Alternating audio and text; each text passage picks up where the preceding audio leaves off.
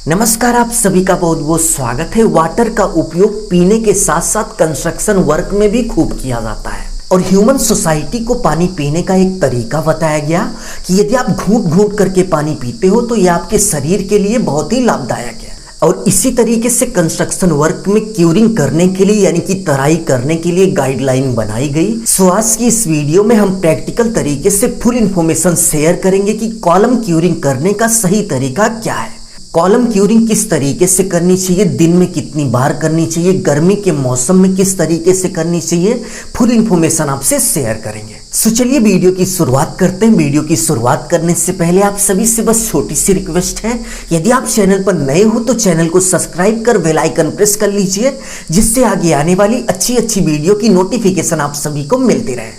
Column बनने के 12 घंटे बाद आपको क्यूरिंग यानी कि तराई स्टार्ट कर देनी चाहिए। बट कॉलम की क्यूरिंग करते समय यदि आप कुछ बातों का ध्यान नहीं देंगे तो इससे आपका कॉलम पर्याप्त मजबूत नहीं होगा।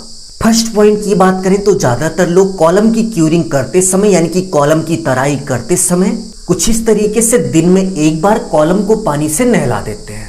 जैसे आप यहाँ पे देख सकते हैं कि पाइप से कॉलम को 2 बार ऊपर से नीचे तक नहला दिया गया।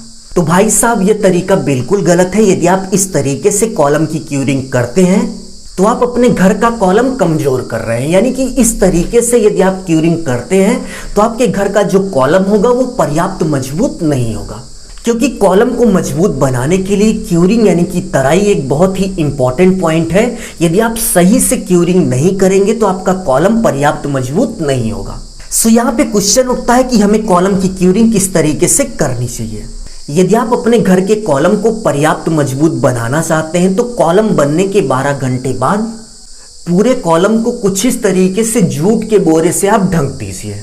आप यहाँ पे देख सकते हो कि जूट के बोरे से पूरे कॉलम को ढका जा रहा है, यानी कि पूरे कॉलम में जूट का बोरा लपेटा जा रहा है। तो आपको भी कुछ इसी तरीके से कॉलम बनने के 12 घंटे बाद पूरे कॉलम को जूट के बोरे से लपेट देना है। पूरे कॉलम को जूट के बोरे से लपेटने के बाद ही आप कॉलम पर कुछ इस तरीके से वाटर डालेंगे यानी कि क्यूरिंग करेंगे। यदि आप कॉलम की क्यूरिंग करने से पहले पूरे कॉलम को जूट के बैग से लपेट देते हैं यानी कि जूट के बोरे से ढक देते हैं तो जूट के बैग में दिन भर पर्याप्त नमी बनी रहती है और कॉलम की क्यूरिंग होती रहती है। बट यदि आप कुछ इस तरीके से कॉलम को पानी से नहलाते हैं तो कॉलम की क्यूरिंग एक बार तो हो जाती है, बट कॉलम पर लगा हुआ पानी आधे या फिर 1 घंटे में सूख जाता है, जिससे कॉलम की क्यूरिंग सही से नहीं हो पाती और कॉलम पर्याप्त मजबूत नहीं हो पाता। सो यही रीजन है कि कॉलम की क्यूरिंग करने से पहले पूरे कॉलम को कुछ इस तरीके से जूट के बैग से ढका जाता है और जूट के बैग से ढकने के बाद ही क्यूरिंग की जाती है। नेक्स्ट पॉइंट की बात करें कि गर्मी के मौसम में हमें कॉलम की क्यूरिंग कितनी बार करनी चाहिए। सो यदि आप गर्मी के मौसम में कॉलम बना रहे हैं तो कॉलम बनने के 7 दिन तक आप कम से कम कॉलम की दिन में 2 बार तराई जरूर से जरूर करिए। फर्स्ट तराई की बात करें तो आपको सुबह 7, 8, 9 के बीच कर देनी है और सेकेंड क्यूरिंग की बात करें तो आपको शाम में 4, 5 या फिर 6 के बीच करनी है। सो यदि आप कॉलम बना रहे हो तो क्यूरिंग का विशेष ध्यान दीजिए। यदि आप वीडियो में बताई गई सभी बातों का ध्यान देते हैं तो क्यूरिंग की वजह से आपका कॉलम कमजोर नहीं होगा। यदि आपको आज का वीडियो अच्छा लगा तो प्लीज़ वीडियो को लाइक कर दीजिए। स्पेशली अपना ख्याल रखिए और अपने मम्मी पापा का अपने से भी ज़्यादा ख्याल रखिए।